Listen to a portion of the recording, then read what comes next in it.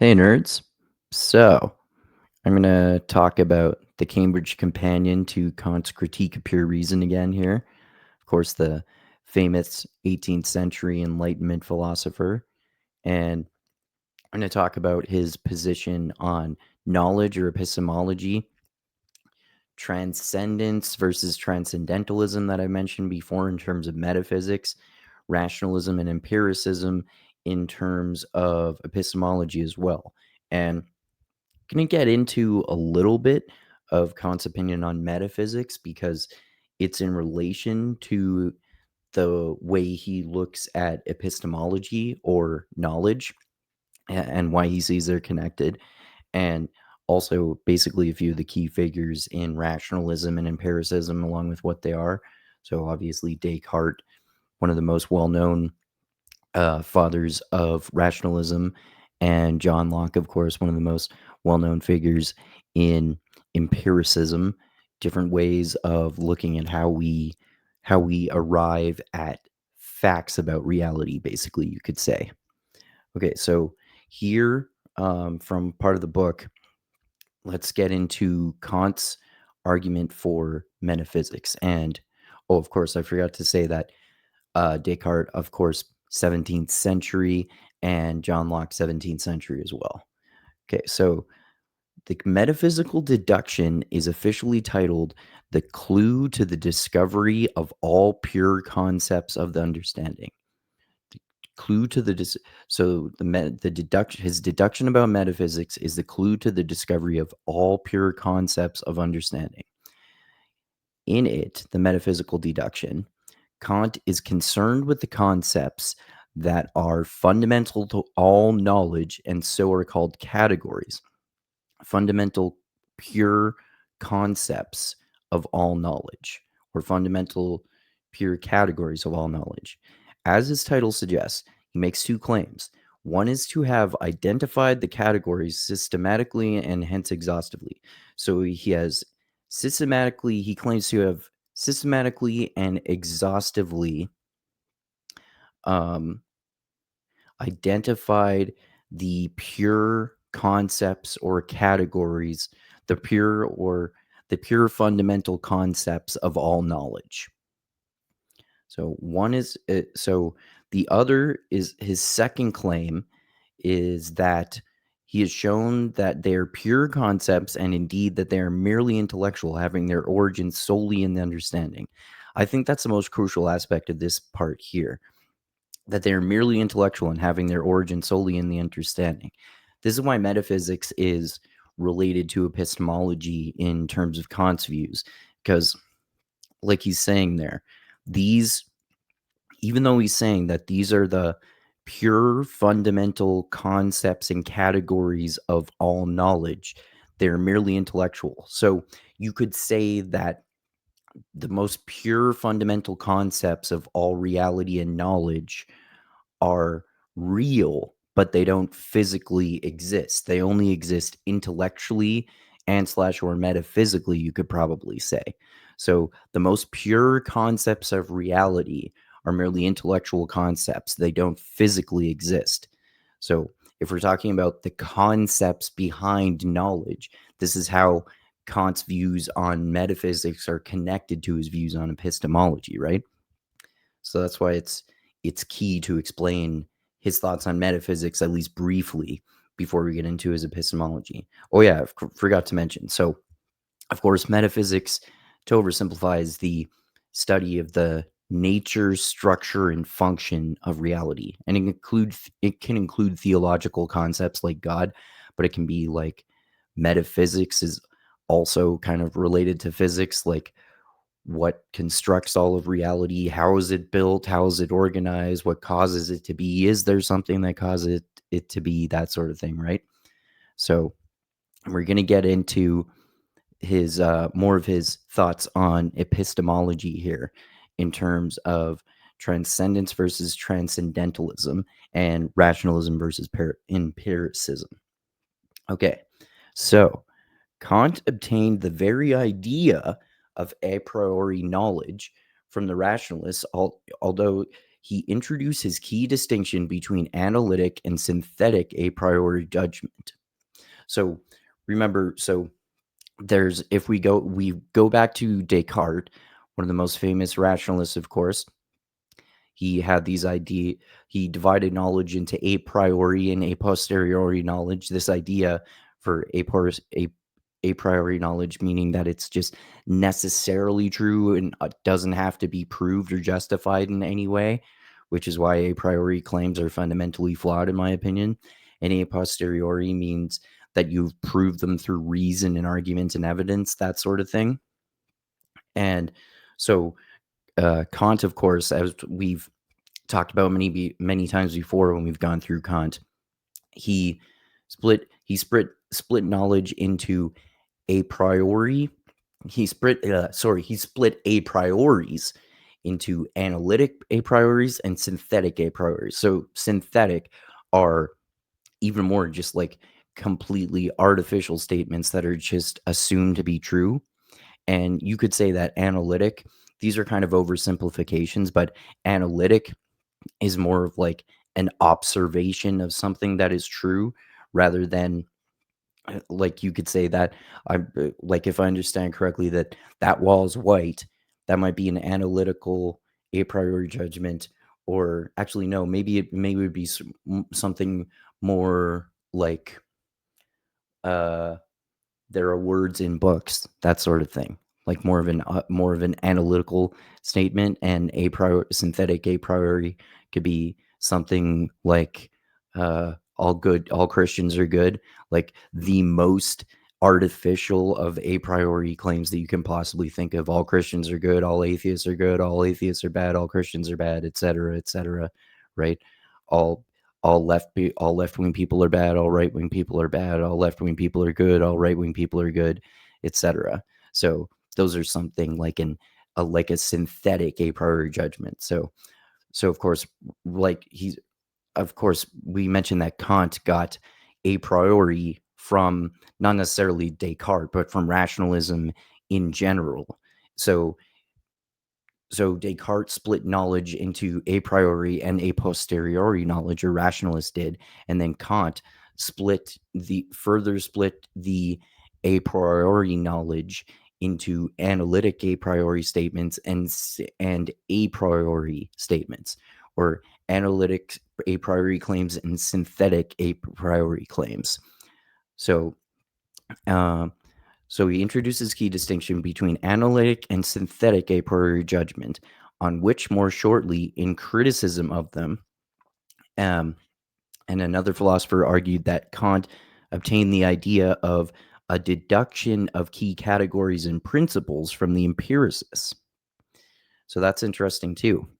So Kant was highly critical of both rationalists and empiricists, I should say. One of the most famous seminal Enlightenment philosophers. He had some very stupid opinions, very good opinions, very interesting opinions. Most of them are interesting, even though some of them are dumb, but his thoughts are so detailed that, and so many philosophers have commented on them, that it's always worth getting into his work along with other philosophers' comments on him and analyses and criticisms, etc. So Kant obtained the idea of deduction of key categories and principles from empiricists. So, of course, like rationalism, basically meaning that it's this foundationalist approach to knowledge, that everything can be rationally explained, that, and what the foundation that this rests on, for if you're Descartes, it's I think, therefore I am.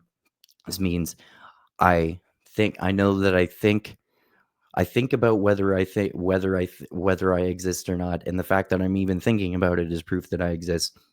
And then, of course, he goes through proofs of these to try to see he's whether this is wrong. And basically, his dumbest argument that he uses to choose to believe that he is actually existing rather than that he's just assuming it, is that it's possible that an evil god could be deceiving him into believing that he exists. but that God wouldn't do that. So that's really stupid, right? It's possible that an evil God could be deceiving him into exist, but God can't be evil, so God isn't doing that, so therefore I think, so therefore I exist. You see how he has sloppy logic? But there are definitely virtues to rationalism, of course, but that whole I think, therefore I am thing is stupid. Anyway, John Locke, of course, rather than rationalism, believing that you can learn all you can know about all you need to know about reality through, you know, rational judgment and reason and all that kind of great stuff that that atheists like Sam Harris love. And then there are empiricists like that of John Locke who believe that basically we derive all knowledge from our senses and our observations of reality. So, of course, our five key senses are sight, smell, taste, hearing, and touch. This is how we learn all of reality through that way. But obviously, this is fundamentally flawed too, because we know that we evolved to not accurately process all information around us, so we wouldn't be distracted by a blade of grass when there's a lion lurking behind some bushes 5 feet away, so we can just react without instinctively without thinking and just run that way. So we can't trust our perceptions. It doesn't neither of these criticisms of rationalism or empiricism mean that we can't know anything, of course, but it means that if you're using rationalism or empiricism to say that this is the only way we can learn everything we can possibly know about reality, then that's obviously wrong. And Kant was right in criticizing them, although it is actually interesting that in his criticism he uses rationalist and empiricist assumptions to come to his conclusions about his criticisms of them, but he also builds on their categories. Like, of course, in this example, he splits rationalists a priori versus a posteriori. In he splits the a priori of those into analytic a prioris and synthetic a prioris. So he's criticizing rationalism while building on it. And he's using a rationalistic reason to criticize rationalism while building on it. And that's also what he's doing with empiricism. But it's cool when philosophers do that. That's why philosophy is so fascinating. Okay. So Descartes got his deduction of key categories and principles from the empiricists. Although, again, he introduced the key distinction.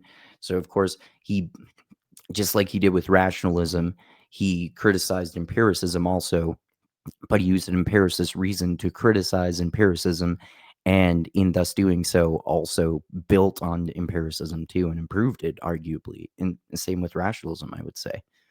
Okay, so although he again introduced the key distinction between physiological or empirical and transcendental deductions in criticism of them. So if he's talking about empirical deductions, he splits the rational a prioris and a posteriores. I don't know why I'm being inconsistent with pronunciation.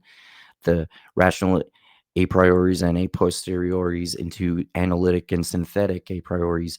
He also splits the empiricist deductions into physiological deductions, empirical deductions, and transcendental deductions. So again, of course, just we've mentioned transcendentalism before, which Kant came up with.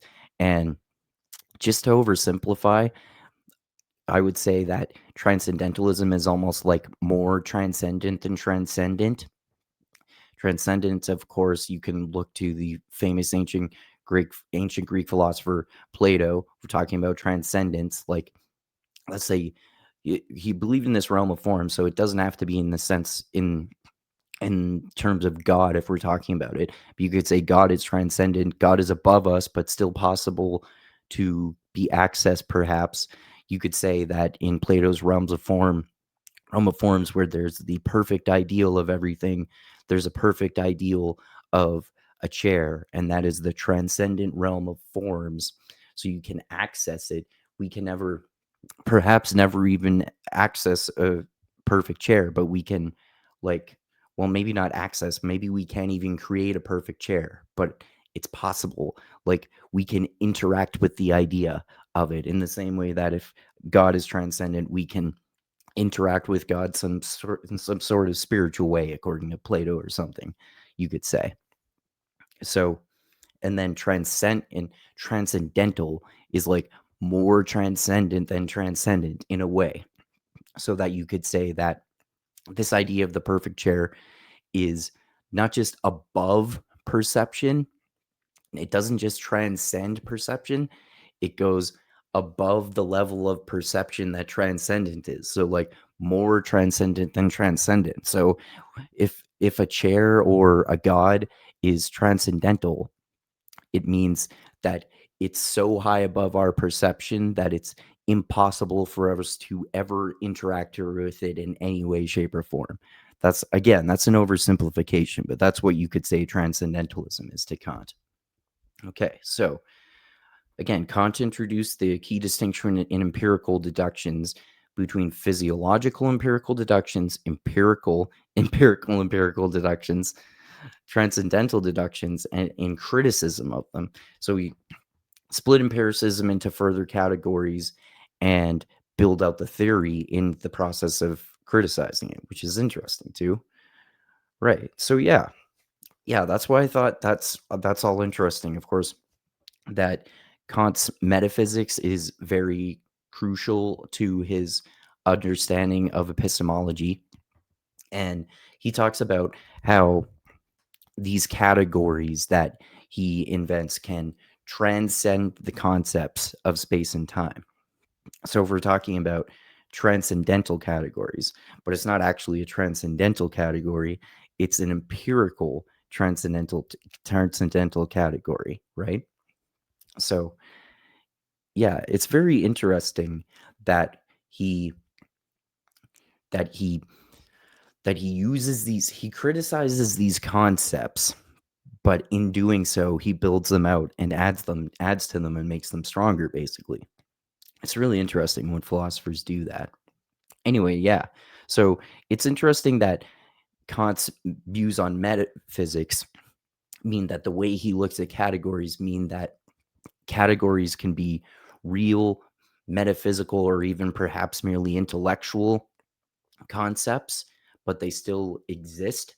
So we can talk about metaphysical or intellectual concepts that are still key to understanding knowledge and reality. So that's why these intellectual concepts like a priori and a posteriori and synthetic and analytic a prioris and physiological and empirical and transcendental deductions, that's why they're all connected. And in creating these further subdivisions of the categories, Kant creates brilliant criticisms of them by pointing out the flaws, but he also makes it stronger and offers valid criticisms, but also makes their position stronger in the process. So it builds in the philosophy, so you can critique each other and build out your theories. And of course, I've mentioned many times before that people didn't respond well to Kant. People were ruthless with Kant. With Kant, don't be a Kant. Uh, because philosophers are super fucking petty, just like all intellectuals, just like all people. Remember, I've explained before that they reinterpret someone else's word and redefine it in order to suit them and take down that interpretation like really disingenuous, or they'll criticize it and then flip it on its head and say this is the way it should be, so that's why it's good rather than bad, or bad rather than good. And they're all petty and insulting each other and saying they can't say what 1 + 1 is, they can't do math, like really petty insults like that. But yeah, anyway, Kant is interesting, and one of my favorite philosophers, of course, Slavoj Žižek, is has said some very favorable things about Kant, but also he has some great criticisms of it. And yeah, Kant is a very interesting figure. He's definitely not all he's cracked up to be, but he's not bullshit. He contributed greatly to philosophy, regardless of what you think of him. So he's worth studying, especially in terms of other philosophers' opinions on him. Anyway, yeah, Kant is very complex and fascinating, as pretty much always.